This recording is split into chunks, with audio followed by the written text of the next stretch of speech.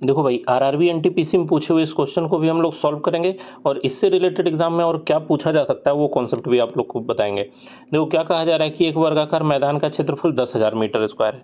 मतलब भुजा का वर्ग जो क्षेत्रफल होता है उसका मान आप लोग को दिया हुआ है। कितना दिया हुआ है? तो भाई 10,000। अब 10,000 जब मालूम है तो इससे भुजा बहुत आसानी से हम लोग निकाल सकते हैं। ए का मान कितना होगा भाई? तो 10,000 का वर्गमूल मतलब 100, है ना। अब भुजा मिल गया 100, तो इस वर्ग का, इस भूरे वाले वर्ग का विकर्ण कितना होगा? तो भुजा गुना √2 मतलब 100 √2 इसका विकर्ण होगा। अब बोला क्या जा रहा है कि इस वर्गाकार मैदान के विकर्ण के बराबर जो वर्ग है उस वर्ग का परिमाप बताइए।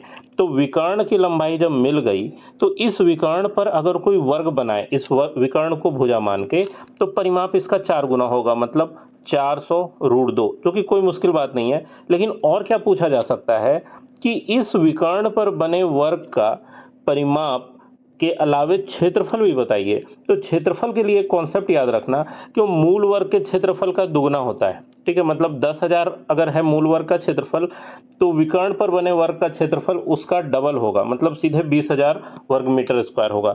क्यों होगा? देखो इस बात को समझो। जैसे इस मूल वर्ग का भुजा अगर ए है तो इस विकर्ण की लंबाई √2a हो जाएगा, है ना। तो मूल वर्ग का क्षेत्रफल अगर हम लोग लिखें ए स्क्वायर, तो विकर्ण पर बना जो ये लाल वाला वर्ग है उसका क्षेत्रफल कितना हो जाएगा भाई? तो √2 गुना ए का वर्ग, मतलब √2 का वर्ग 2 और ए का वर्ग ए स्क्वायर, जो कि मेन वर्ग का क्षेत्रफल का डबल है। तो अगर कॉन्सेप्ट और ट्रिक समझ में आया हो तो चैनल को सब्सक्राइब करें। मिलते हैं नेक्स्ट वीडियो।